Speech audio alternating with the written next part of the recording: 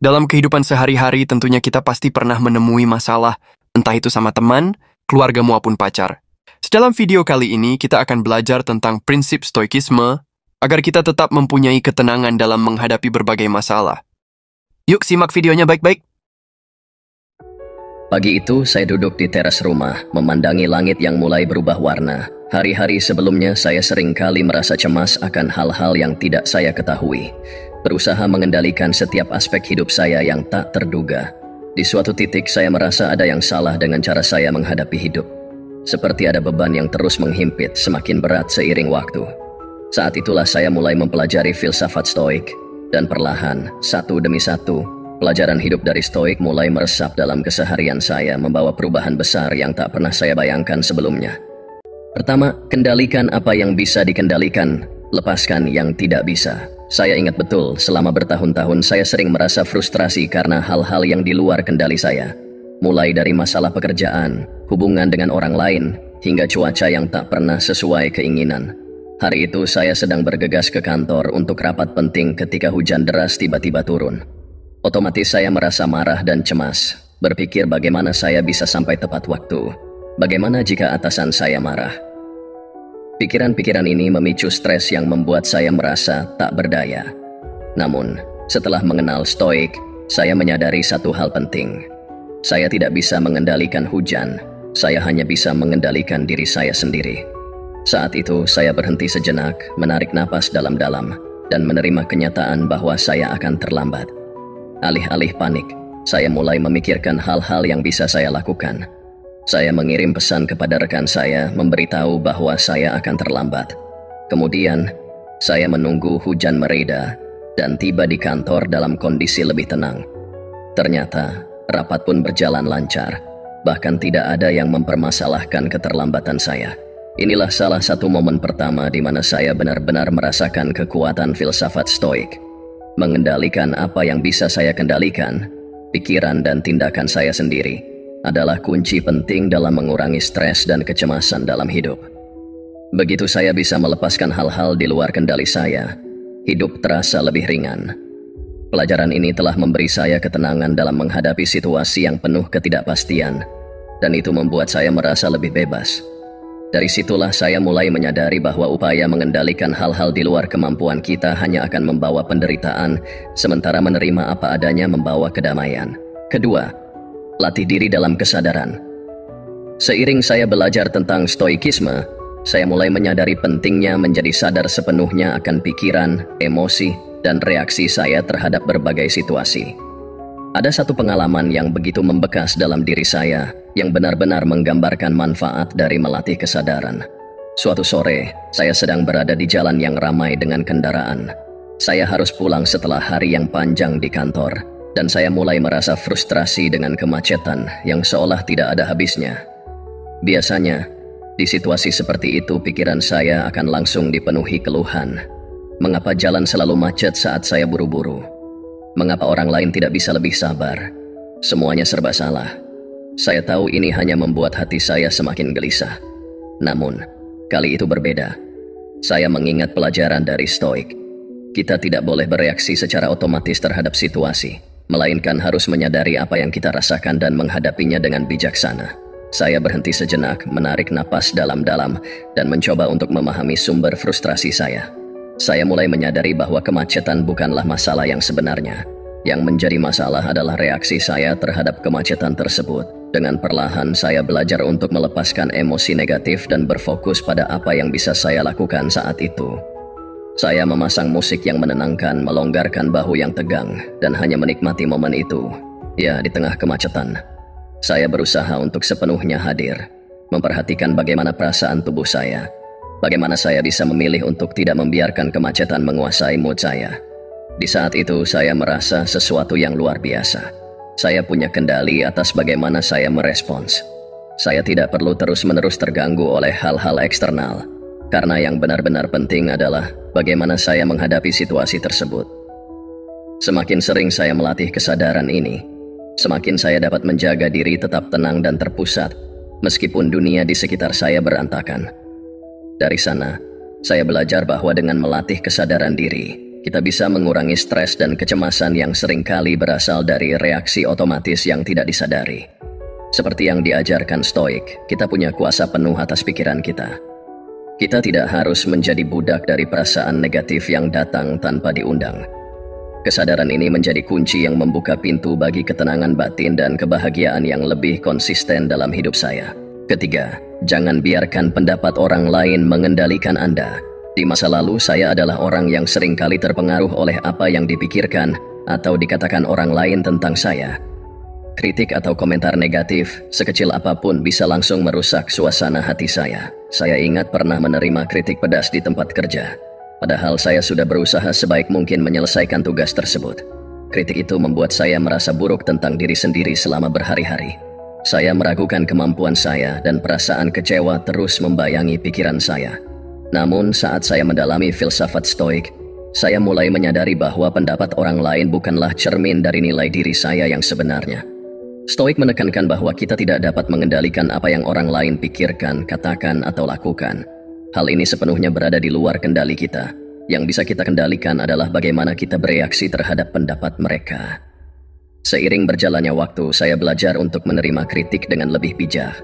Alih-alih merasa diserang atau meremehkan diri sendiri, saya mulai melihat kritik sebagai kesempatan untuk tumbuh dan belajar. Saya belajar memilah antara kritik yang membangun dan komentar yang hanya dilandasi oleh emosi atau ketidaktahuan orang lain. Jika memang ada hal yang bisa saya perbaiki, saya akan berusaha memperbaikinya. Namun, jika kritik itu tidak relevan atau terlalu personal, saya belajar untuk tidak membiarkan hal tersebut menguasai perasaan saya. Pengalaman ini membuat saya lebih tangguh dan mandiri secara emosional.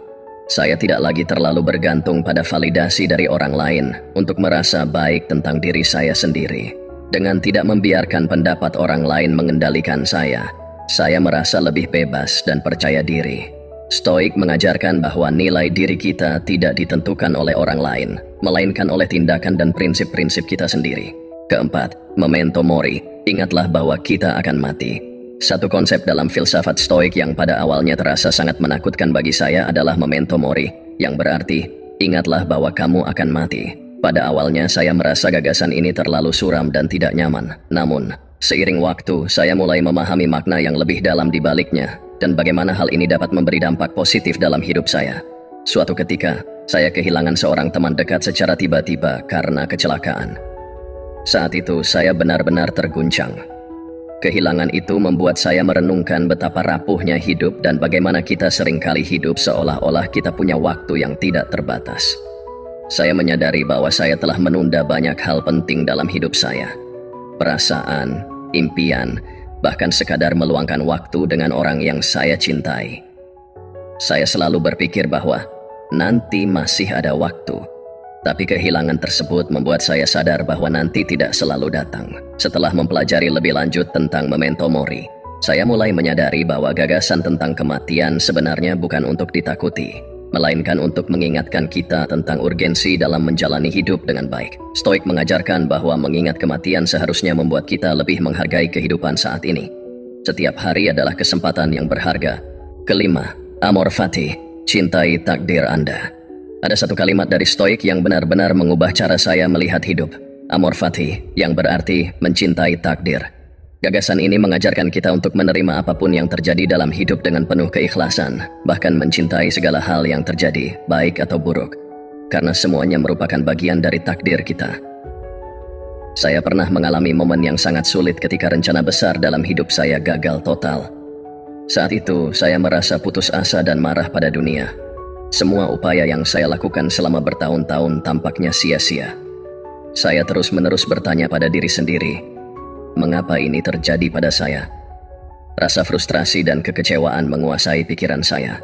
Namun setelah mempelajari amor fati, saya mulai memahami bahwa ada cara lain untuk melihat kegagalan dan kesulitan. Stoik mengajarkan bahwa segala sesuatu yang terjadi dalam hidup, baik itu kegagalan, kehilangan, atau kesulitan, adalah bagian dari perjalanan kita.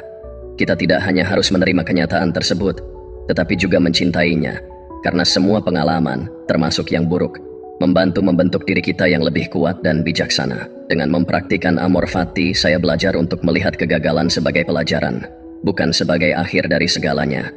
Alih-alih terus-menerus meratapi hal-hal yang tidak berjalan sesuai rencana, saya mulai menerima bahwa inilah jalan hidup saya dan mungkin ada sesuatu yang lebih baik yang menanti di balik kegagalan tersebut. Pelajaran ini membuat saya lebih tangguh dan lebih optimis dalam menghadapi tantangan hidup. Saya mulai melihat setiap rintangan sebagai peluang untuk belajar dan tumbuh. Sejak saat itu, ketika saya menghadapi situasi sulit, saya tidak lagi melawannya dengan perasaan marah atau frustrasi. Sebaliknya, saya mencoba untuk menerima dan mencintai apapun yang terjadi. Hidup menjadi lebih ringan karena saya tidak lagi berjuang melawan kenyataan, melainkan menyambutnya dengan hati terbuka. Amor Fati telah mengajarkan saya bahwa hidup, dengan segala suka dan dukanya, adalah sesuatu yang indah dan berharga untuk diterima sepenuhnya. Keenam, kebajikan adalah tujuan utama hidup. Stoik memandang kebajikan sebagai tujuan tertinggi dalam hidup, lebih dari sekadar kebahagiaan atau pencapaian materi. Bagi mereka, hidup yang baik adalah hidup yang dijalani dengan kebajikan. Dan kebajikan itu sendiri terdiri dari 4 hal utama: kebijaksanaan, keberanian, keadilan, dan pengendalian diri. Saya tidak selalu memahami konsep ini sepenuhnya. Dulu saya cenderung mengejar kebahagiaan atau pencapaian sebagai tujuan hidup, tanpa benar-benar memikirkan bagaimana saya mencapainya. Saya bekerja keras demi kesuksesan, berusaha tampil baik di mata orang lain, dan mencari pengakuan. Namun, lama-kelamaan, pencapaian-pencapaian tersebut tidak memberi saya kepuasan yang sejati. Saya merasa ada yang hilang. Lalu, saya mulai menggali lebih dalam tentang apa yang dimaksud dengan kebajikan. Saya menyadari bahwa kebajikan ini adalah panduan yang lebih abadi dan lebih bermakna daripada pencapaian eksternal. Stoik mengajarkan bahwa kebajikan adalah kualitas-kualitas yang membantu kita hidup secara konsisten dengan alasan dan moralitas, tidak tergantung pada hasil atau penilaian orang lain. Ini adalah cara hidup yang benar dan baik, meski terkadang tidak mudah. Saya mulai menilai kembali tindakan saya. Ketika saya bekerja, apakah saya melakukannya dengan kebijaksanaan dan integritas? Ketika saya berinteraksi dengan orang lain, apakah saya berlaku adil dan dengan pengendalian diri? Ketika saya menghadapi tantangan, apakah saya menunjukkan keberanian untuk tetap bertindak dengan benar meskipun itu sulit? Dengan memfokuskan diri pada kebajikan, saya merasa hidup saya menjadi lebih bermakna dan memuaskan. Pencapaian-pencapaian yang saya raih menjadi lebih berarti karena saya tahu bahwa saya mencapainya dengan cara yang benar. Ini mengubah cara saya melihat hidup. Saya tidak lagi mengukur kebahagiaan berdasarkan hasil eksternal, tetapi berdasarkan seberapa baik saya menjalani hidup dengan prinsip-prinsip kebajikan tersebut. Kebajikan ini tidak hanya memberikan saya ketenangan batin, tetapi juga memperkuat rasa percaya diri saya. Saya tahu bahwa meskipun saya tidak dapat mengendalikan segala hal, saya selalu bisa mengendalikan tindakan saya dan berusaha menjadi orang yang lebih baik setiap hari. Dengan menjalani hidup berdasarkan kebajikan, saya merasa lebih damai, lebih fokus, dan lebih terarah. Kebajikan telah menjadi tujuan saya, dan dengan itu, kebahagiaan yang sejati datang dengan sendirinya. Terakhir, hidup sederhana dan berfokus pada hal yang penting. Di tengah kehidupan yang penuh dengan godaan dan distraksi, saya mulai menemukan kembali kekuatan dalam kesederhanaan. Stoik mengajarkan bahwa kebahagiaan sejati datang dari hidup yang sederhana dan bebas dari keinginan yang berlebihan terhadap materi dan kenikmatan duniawi. Saya belajar bahwa kita seringkali mencari kebahagiaan di luar diri kita, dalam pencapaian eksternal, status sosial, atau kepemilikan barang-barang. Namun, kebahagiaan sejati sebenarnya berasal dari dalam diri. Dulu, saya hidup dengan tujuan mengumpulkan barang dan mengejar status sosial. Saya berpikir bahwa semakin banyak yang saya miliki, semakin bahagia saya. Saya bekerja keras demi gaji yang lebih besar, untuk membeli rumah yang lebih besar, dan untuk mendapatkan mobil yang lebih mewah. Namun, semakin saya mengejar hal-hal tersebut, semakin saya merasa terjebak dalam siklus keinginan yang tidak pernah ada habisnya. Setiap kali saya mendapat sesuatu yang baru, saya merasa senang sesaat, tetapi kebahagiaan itu cepat memudar, dan saya mulai mencari hal berikutnya. Itulah saatnya saya memutuskan untuk merenung. Saya mulai membaca lebih banyak tentang filosofi Stoik dan menemukan pelajaran berharga. Hidup sederhana adalah jalan menuju kebahagiaan. Saya mulai mengevaluasi kembali kebutuhan saya dan menyadari bahwa banyak dari apa yang saya inginkan sebenarnya tidak perlu. Saya mulai menghargai hal-hal kecil dalam hidup, menikmati waktu bersama keluarga, bersyukur atas kesehatan, dan merasakan kepuasan dalam melakukan pekerjaan dengan sepenuh hati. Dengan mengurangi keinginan untuk barang-barang dan status sosial, saya merasa hidup saya menjadi lebih ringan dan lebih bermakna. Saya tidak lagi terjebak dalam permainan konsumsi dan pencapaian yang tidak pernah berakhir.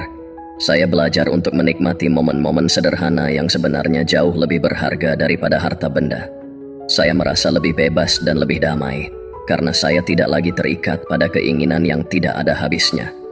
Dalam banyak hal, saya menemukan bahwa kebahagiaan yang sejati tidak terletak pada pencapaian luar, tetapi pada kemampuan untuk hidup dengan cara yang sederhana dan berfokus pada hal-hal yang benar-benar penting.